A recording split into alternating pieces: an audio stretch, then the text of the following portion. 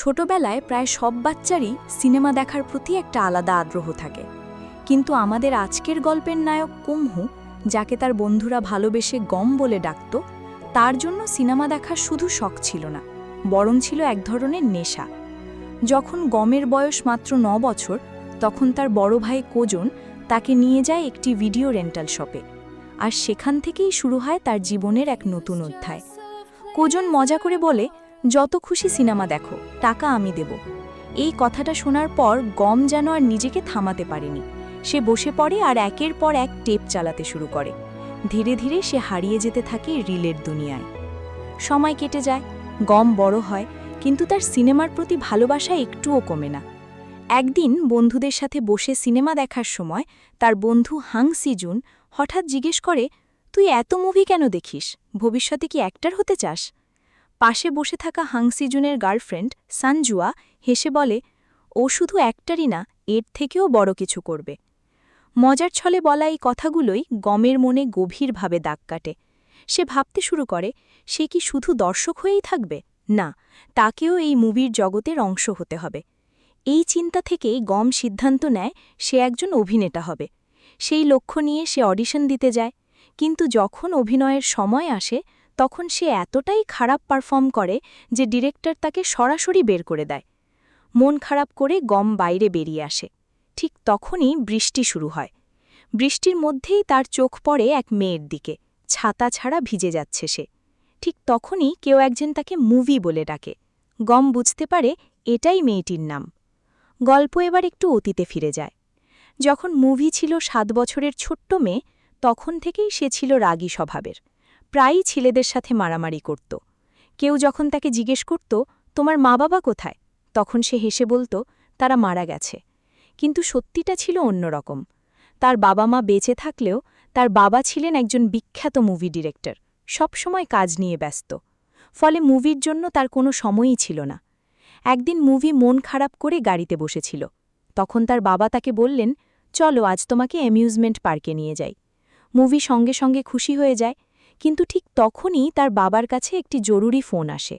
তিনি বলেন, সরি সুইটি, আজ যেতে পারবো না, পরে নিয়ে যাব। এই কথায় মুভির মন ভেঙে যায়। সে অভিমান করে বলে, আপনি একটার পর একটা মুভি বানাবেন, কিন্তু আমার জন্য কখনো সময় পাবেন না। একদিন তার এক বন্ধু তাকে জিজ্ঞেস করে, তুমি কেন বলো তোমার মা বাবা মারা গেছে? মুভি শান্তভাবে উত্তর দেয়, কারণ তারা আমার কাছে মৃত। এই অভিমান আর একাকিত্বের মধ্যেই বড় হয়ে ওঠে মুভি। পরে একসময় সত্যিই তার বাবা মারা যায়। এরপর মুভিও ফিল্ম ইন্ডাস্ট্রিতে কাজ শুরু করে। এদিকে আগের সেই ভিডিও রেন্টাল শপের আঙ্কেল এখন একটি বাড়ির মালিক। সেই বাড়িতেই হাং সিজুন পার্ট টাইম কাজ করে। একদিন সানজুয়া তাদের জন্য খাবার নিয়ে আসে। খাবার দিতে দিতে আঙ্কেল হঠাৎ জিজ্ঞেস করেন, তোমাদের সেই বন্ধু গম কোথায়? দৃশ্যটি এখানেই কাট হয়। এরপর আমরা গমকে দেখি একটি শুটিং সেটে। সে একটি ফাইট সিন করছিল। সবকিছু ঠিকঠাকই চলছিল, কিন্তু শেষ মুহূর্তে তার একটি ভুলের কারণে পুরো সিন নষ্ট হয়ে যায়। ডিরেক্টর রেগে গিয়ে বলে, এখন থেকে তোমাকে আর শুটিংয়ে আসতে হবে না। গম তখন ক্ষমা চাইতে যায়। ঠিক সেই সময় তার চোখ পড়ে মুভির ওপর। সেও এই সেটেই কাজ করছিল। গম চুপচাপ তাকিয়ে থাকে মুভির থেকে, আর মুভিও সেটা খেয়াল করে। কিন্তু কিছু না বলেই মুভি সেখান থেকে চলে যায়। পরের দিন গম আবার শুটিং সেটে আসে। সে ডিরেক্টরকে বোঝানোর চেষ্টা করে একটা পারফেক্ট শট কিভাবে নেওয়া উচিত। এতে ডিরেক্টর ভীষণ রেগে যায়। তিনি কড়া গলায় বলেন, ডিরেক্টর তুমি না আমি, আমাকে শেখাতে এসেছ? ঠিক তখনই গমের চোখ আবার মুভির ওপর গিয়ে থামে। সে মনে মনে ঠিক করে, এবার যেভাবেই হোক মুভির সাথে কথা বলতেই হবে। সেদিন রাতে আরেকটা ফাইট সিন শ্যুট হচ্ছিল, কিন্তু গমকে কোনো রোল দেওয়া হয়নি। সে চুপচাপ একপাশে দাঁড়িয়ে দূর থেকে শুধু মুভিকে দেখছিল। কিছুক্ষণ পর গম ছাদে গেলে সেখানে মুভিকে একা বসে স্মোক করতে দেখে। মুভিও গমকে লক্ষ্য করে, কিন্তু কিছু না বলে চুপচাপ সেখান থেকে চলে যায়। পরের দিন লাঞ্চ ব্রেকে গম খাবার নিয়ে মুভির টেবিলে গিয়ে বসে। হেসে জিজ্ঞেস করে, তুমি সবসময় একা খাও কেন? মুভি তাকায়ও না, ঠান্ডা গলায় বলে, কারণ আমি এভাবেই পছন্দ করি। মুভি ভেতরে ভেতরে গমের উপর বিরক্ত হয়ে ওঠে, কারণ সে এমন মানুষদের একদমই পছন্দ করে না যারা বেশি কথা বলে। এদিকে ডিরেক্টর আগেই গমকে প্রজেক্ট থেকে বের করে দিয়েছিল, কিন্তু গম হাল ছাড়ে না। সে বারবার ডিরেক্টরকে ইমপ্রেস করার চেষ্টা করে। শেষমেশ ডিরেক্টর বাধ্য হয়ে তাকে আবার রোল ফিরিয়ে দেয়। এরপর একদিন গম মুভির জিনিসপত্র তুলতে সাহায্য করতে গেলে মুভি স্পষ্ট করে বলে আমার সাথে কথা বলবে না, আর তোমার সাহায্যেরও আমার কোনো দরকার নেই। গম অবাক হয়ে জিজ্ঞেস করে কিন্তু কেন? মুভি সোজা উত্তর দেয় কারণ আমি তোমার মতো চাইল্ডিশ না, তাই আমার থেকে দূরে থাকো। এই কথায় গম কিছুটা অবাক হয়ে যায়। পরে সে সিজনের কাছে গিয়ে জিজ্ঞেস করে এই চাইল্ডিশ মানে কি? সিজন গুগলে দেখে বলে যারা বাচ্চাদের মতো আচরণ করে তাদের চাইল্ডিশ বলা হয়। এটা শুনে গম আরও অবাক হয়। পরের দিন গম তার ভাই কুজানের সাথে সিনেমা দেখতে যায় আর মুভির ব্যাপারে সব খুলে বলে। কুজান জিজ্ঞেস করে মেয়েটা তো তোর সাথে কথাই বলতে চায় না, এখন তুই কি করবি? গম আত্মবিশ্বাস নিয়ে বলে আমি এত রোম্যান্টিক আর কমেডি সিনেমা দেখেছি, ওকে পটানোর একটা না একটা উপায় আমি ঠিকই বের করব। এদিকে মুভি বাড়ি ফিরে মাকে বলে থ্যাঙ্ক গড আমি তোমার মতো হয়েছি, যদি বাবার মতো হতাম তাহলে জীবনটা একদম এলোমেলো হয়ে যেত। মা অবাক হয়ে জিজ্ঞেস করেন হঠাৎ বাবার কথা কেন বলছো?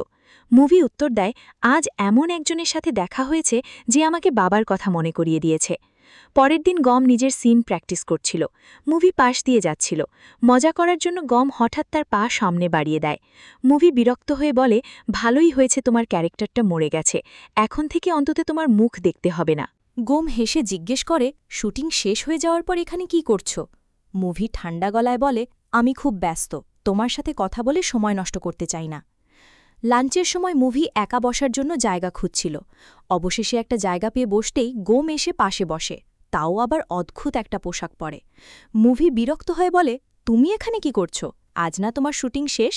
গোম হেসে বলে গল্প অনুযায়ী আমি মারা গেলেও আমার একটা যমজ ভাই আছে, সেই রোলটাও আমাকেই করতে হবে, তাই ডিরেক্টরের এখনও আমাকে দরকার। ঠিক তখনই এক লোক দৌড়ে এসে চিৎকার করে বলে তুই আমার দাড়ি চুরি করে পালিয়েছিস। আসলে সেটে থাকার জন্য গোম ওই লোকটার কস্টিউম চুরি করে পড়েছিল। লোকটা রেগে গোমকে টেনে নিয়ে যায়। সেদিন রাতে মুভি যখন স্টুডিও থেকে বের হচ্ছিল, গোম চুপচাপ তার পিছু নেয়। কিছু দূর যেতেই মুভির কাছে ধরা পড়ে যায়। গোম অপ্রস্তুত হয়ে বলে এত রাতে একা যাওয়া ঠিক না, তাই ভাবলাম তোমাকে পৌঁছে দিই। মুভি থেমে যায়, ব্যাগ থেকে স্টান গান বের করে ঠান্ডা গলায় বলে আমি নিজের খেয়াল নিজেই রাখতে পারি, তোমার জন্য ভালো হবে আমার থেকে দূরে থাকো। গোম তখন আর কিছু না বলে চুপচাপ সেখান থেকে চলে যায়। পরের দিন আমরা দেখি গোম একটি বিয়ের নিমন্ত্রণে যায়, সেখানে মুভিও এসেছে ফটোগ্রাফার হিসেবে। গোম সরাসরি মুভির কাছে গিয়ে বলে আমি কিন্তু তোমার পিছু নেইনি, আমি আসলে বরের বন্ধু, তাই এখানে এসেছি, কিন্তু তুমি? মুভি শান্তভাবে উত্তর দেয় আমি পার্ট টাইম ফটোগ্রাফারের কাজ করি। এর পরের দিন সবাই নতুন শুটিং লোকেশনে যাওয়ার জন্য বাসে উঠছিল। গোমের সেখানে আর কোনো কাজ না থাকলেও সে চুপচাপ বাসে উঠে পড়ে। মুভির পাশে বসতে গেলে আরেকজন মেয়ে তাকে টেনে নিজের পাশে বসিয়ে নেয়। মুভির এটা দেখে অদ্ভুতভাবে খারাপ লাগে। সে নিজেই অবাক হয়ে ভাবে আমার এত খারাপ লাগছে কেন? গোম তো আমার কেউ না। শুটিং স্পটে পৌঁছে দেখা যায় মুভি বাসেই ঘুমিয়ে পড়েছিল। সুযোগ পেয়ে গোম তার কয়েকটা ছবি তুলে ফেলে, পরে সেই ছবিগুলো দেখিয়ে মজা করতে থাকে। এরপর এক দৃশ্যে দেখা যায় গোম পপকর্ন কিনতে গিয়ে বাস মিস করে ফেলে। পিছনে তাকিয়ে এসে দেখে মুভিও দৌড়াচ্ছে। বুঝতে বাকি থাকে না সেও বাস মিস করেছে। দুজনেই কোনো উপায় না পেয়ে বাস স্ট্যান্ডে বসে পপকর্ন খেতে থাকে। কিছুক্ষণ পর আরেকটা বাস এলে তারা তাতে উঠে পড়ে। প্রথমে আলাদা সিটে বসলেও কিছুক্ষণ পর গোম গিয়ে মুভির পাশেই বসে। মুভি বিরক্ত হয়ে বলে পুরো বাস ফাঁকা, তারপরেও এখানে কেন? গোম হেসে বলে আমি একা বসতে ভয় পাই। মুভি আর কিছু বলে না। কিছুক্ষণ পর মুভি ঘুমিয়ে পড়ে। স্বপ্নের মধ্যে হঠাৎ ভয় পেয়ে গোমের হাত চেপে ধরে। পরে বুঝতে পেরে তাড়াতাড়ি হাত ছেড়ে দিয়ে বলে সরি, ভুল হয়ে গেছে। পরের দিন ছিল মুভির শুটিংয়ের শেষ দিন। ডিরেক্টর খুব ইমোশনাল হয়ে পড়ে। ঠিক তখনই একজন এসে জানায় একজন রিপোর্টার ইন্টারভিউ নিতে চায়। রিপোর্টার মুভিকে জিজ্ঞেস করে আপনি কি আপনার বাবার স্বপ্ন পূরণ করতে এই ইন্ডাস্ট্রিতে এসেছেন? মুভির সাথে সাথে বলে না, তেমন কিছু না। ইন্টারভিউ দিতে বললে সে স্পষ্টভাবে না করে দেয়। এদিকে সিজনকে দেখা যায় তার কাজের জায়গায়। সে বসকে বলে আজ একটু আগে যেতে হবে, আজ আমাদের রিলেশনশিপের 7ম অ্যানিভার্সারি। বস রাজি হয়ে যায়। সিজন কাজ শেষ করে জুয়ার জন্য একটা উপহারও কেনে। অন্যদিকে গোম ডিরেক্টর ও ক্রুদের সাথে ডিনারে বসেছিল, কিন্তু অতিরিক্ত ইমোশনাল কথাবার্তায় বিরক্ত হয়ে সে বাইরে চলে যায়। বাইরে মুভি একা দাঁড়িয়ে সিগারেট খাচ্ছিল। গোম বলে আমি ভেবেছিলাম তুমি চলে গেছো। মুভি জিজ্ঞেস করে তুমি তো সবার সাথে মিশতে ভালোবাসো, তাহলে এখানে কেন? গোম হেসে বলে তুমি বলেছিলে যদি কখনো তোমার সাহায্য লাগে সরাসরি বলতে, তাই ভাবলাম তোমার কাছেই থাকি। এই কথায় মুভি হালকা হেসে ফেলে। গোম মজা করে বলে আগে তো আমার সাথে কথাই বলতে চাইতে না, এখন আবার আমার জোকে হাসছ। মুভি শান্ত গলায় বলে আমি একটু আলাদা, মানুষের সাথে কাছাকাছি আসতে ভালো লাগে না। গোম জিজ্ঞেস করে কেন? মুভি উত্তর দেয় কারণ শেষ পর্যন্ত সবাই ছেড়ে চলে যায়। গুম বলে, তুমি সবসময় এত নেগেটিভ কেন ভাবো? মুভি পাল্টা বলে, আর তুমি কেন ভান করো যে সব ঠিক আছে? আমি এমন মানুষ পছন্দ করি না যারা প্রিটেন্ড করে, কারণ তারাই সবার আগে ছেড়ে যায়। গুম কিছুক্ষণ চুপ থেকে বলে, যদি আমি এখন আমার সব দুঃখ তোমার সাথে শেয়ার করি, তুমি কি আমাকে বুঝবে? আমাকেও কি ছেড়ে যাবে না তো?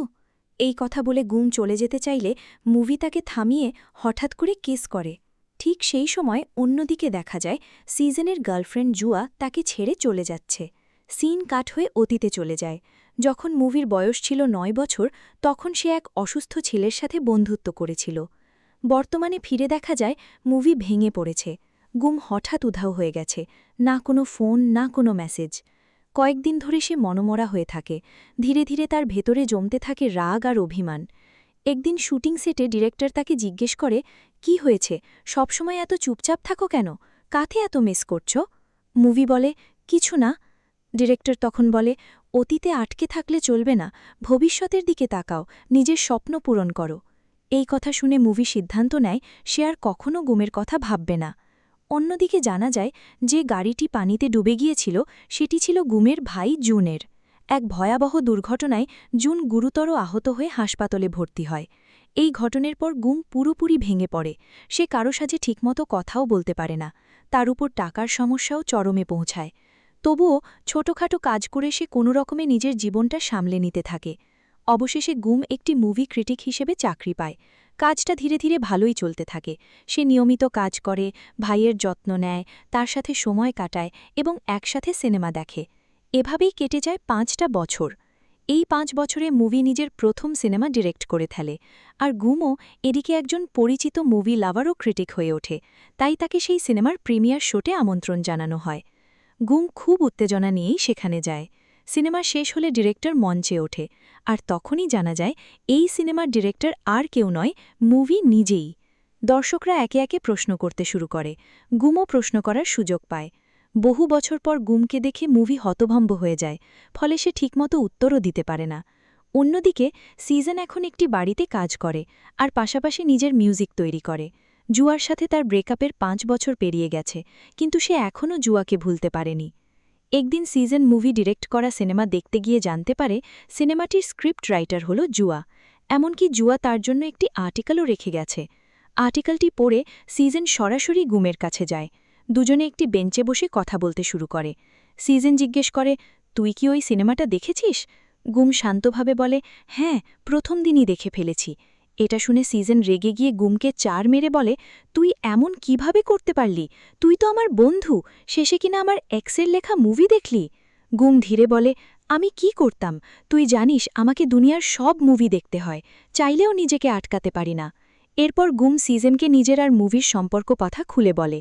সব শুনে সিজন বলে, তোর এটা করা উচিত হয়নি, তুই এত বছর মুভির সাথে যোগাযোগ না করে অনেক বড় ভুল করেছিস। এদিকে মুভি নিজের ঘরে একা বসে বারবার সেই ভিডিওটা দেখছিল, যেখানে গুম থিয়েটারে তাকে প্রশ্ন করেছিল। সেই মুহূর্তটা সে কিছুতেই ভুলতে পারছে না। পরের দিন গুম তার পুরনো ডিরেক্টরের একটি প্রেজেন্টেশনে যায়। প্রেজেন্টেশন শেষ হলে ডিরেক্টর বাইরে বেরোতেই গুম তার সামনে এসে দাঁড়ায়। অনেক বছর পর দেখা, গুম আনন্দে তাকে জড়াতে যায়, কিন্তু ডিরেক্টর রেগে গিয়ে গুমের পেটে ঘুষি মারে। এতদিন কোনো যোগাযোগ না রাখার জন্য তার ভেতরে রাগ জমেছিল। এরপর তারা বসে কথা বলে। ডিরেক্টর জিজ্ঞেস করে, এত বছর কোথায় ছিলে, আর আমার নতুন সিনেমা কেমন লাগল? গম গভীর শ্বাস নিয়ে বলে, খুব ভালো লেগেছে। ডিরেক্টর হেসে তার হাত ধরে আর দুজন একসাথে হেঁটে চলে যায়। অন্যদিকে মুভি তার মায়ের সাথে বসেছিল। তার মা জিজ্ঞেস করেন, যখন মানুষ তোমাকে ডিরেক্টর বলে ডাকে কেমন লাগে, আর তোমার প্রথম সিনেমা শেষ হবার পর কেমন লেগেছিল? মুভি কিছুক্ষণ চুপ থেকে বলে, জানি না, হয়তো ঠিকভাবে অনুভবই করতে পারিনি। এদিকে গম ডিরেক্টরের সাথে তার অফিসে যায়। সেখানে ঢুকতেই সবাই গমকে দেখে অবাক হয়ে যায়, আবার খুশিও হয়। ডিরেক্টর তাকে নিজের কেবিনে নিয়ে যায়। কিছুক্ষণ পর সহকর্মীরা এসে বলে, এতদিন পরে এলে, চলো আজ সবাই মিলে ডিনার করি। গম হেসে বলে, না, আজ তাড়াতাড়ি বাড়ি যেতে হবে, অন্যদিন করব। বাড়ি ফিরে গম তার ভাই কজনুনের সাথে বসে সিনেমা দেখতে থাকে। কজনুন হঠাৎ জিজ্ঞেস করে, আমার দেখাশোনা ছাড়া আর কি করিস তুই? গম হেসে বলে, সিনেমা দেখি আর মানুষের সাথে দেখা করি। কজনুন কিছুক্ষণ চুপ থেকে বলে, মনে আছে, আগে আমরা সিনেমা দেখে কত কথা বলতাম? তুই একবার বলেছিলি একটা মেয়েকে তোর ভালো লাগে। গম একটু অস্প্রস্ত হয়ে বলে, ওসব পুরনো কথা, তখন আমি বাচ্চা ছিলাম, এখন এসব কেন? কজনন ধীরে বলে, মনে হয় তুই আগের মতো নেই। গম চুপ থেকে উত্তর দেয়, তেমন কিছু না, তখন আমি বাচ্চা ছিলাম আর এখন বড় হয়েছি, এইটুকুই পার্থক্য। অন্যদিকে মুভি একা বসেছিল। গমকে ভুলে যাওয়ার সব চেষ্টাই এখন তার কাছে ব্যর্থ মনে হচ্ছে। সে জানতে চায়, গম হঠাৎ কোথায় চলে গিয়েছিল, কেনই বা চলে গিয়েছিল? পরের দিন গম আর ডিরেক্টর একটি গাড়িতে করে একটি কনসার্টে যায়। সেখানে পৌঁছতেই মুভির চোখ পড়ে গমের ওপর। গম মুভির দিকে এগিয়ে যেতে শুরু করে, কিন্তু ঠিক তখনই মুভির এক সহকর্মী এসে তার সাথে কথা বলতে শুরু করে, ফলে গম আর কিছু বলতে পারে না। এরপর সবাই মিলে নতুন রিলিজ হওয়া সিনেমাটি দেখে। সিনেমা শেষ হলে মুভি একা বাইরে বেরিয়ে আসে। গমও তার পিছু নেয়। মুভি চুপচাপ সামনে হাঁটছিল। মুভি থেমে গিয়ে জিজ্ঞেস করে, তুই কবে থেকে ক্রিটিকের কাজ শুরু করলি? গম শান্তভাবে বলে, যখন থেকে এই কাজটা ভালো টাকা দিতে শুরু করেছে। মুভি আবার জিজ্ঞেস করে, তুই কি আমার সিনেমার রিভিউ করেছিস? গম মাথা নেড়ে বলে, না। মুভি এবার একটু কড়া গলায় বলে, তাহলে দেখতে এসেছিলি কেন? গম উত্তর দেয়, আমি তোমার সিনেমা দেখতে আসিনি, আর তুমিও তো আমার দিকেই তাকিয়েছিলে। মুভি কিছুটা শান্ত হয়ে আবার জিজ্ঞেস করে, তুই অসুস্থ ছিলি? গম বলে, না। মুভি আবার জিজ্ঞেস করে, তাহলে কেউ মারা গিয়েছিল, নাকি কোনো অপরাধ করে জেলে গিয়েছিলি? গম মাথা নেড়ে বলে, না, এমন কিছুই না। এবার মুভি সরাসরি প্রশ্ন করে, তাহলে চলে গেলি কেন? গম চুপ করে থাকে, কোনো উত্তর দেয় না। মুভি গমের চোখের দিকে তাকিয়ে ধীরে বলে, ঠিক আছে, বুঝে গেছি, আমি তোর জন্য শুধু টাইম পাস ছিলাম, তাই না? আজ থেকে আর কখনো আমার সামনে আসবি না। এই বলে মুভি সেখান থেকে চলে যায়। গম চুপচাপ দাঁড়িয়ে থাকে, আর শুধু তাকিয়ে দেখে মুভিকে দূরে চলে যেতে। পরের দিন মুভি সাইকেল চালিয়ে বাড়ি ফেরে। বাড়িতে ঢুকতেই তার মা বলে, সামনের অ্যাপার্টমেন্টে নতুন প্রতিবেশী এসেছে। মুভি কৌতূহল নিয়ে নতুন প্রতিবেশীকে হ্যালো বলতে যায়, কিন্তু দরজা খুলতেই দেখে গম। অবাক হয়ে মুভি বলে, তুই আমাকে ফলো করতে করতে এখানেও চলে এলি? গম শান্তভাবে বলে, না, আসলে আমার ভাইয়ের এই বাড়িটা পছন্দ হয়েছে, তাই আমরা এখানে উঠেছি। দৃশ্যটি এখানেই কাট হয়।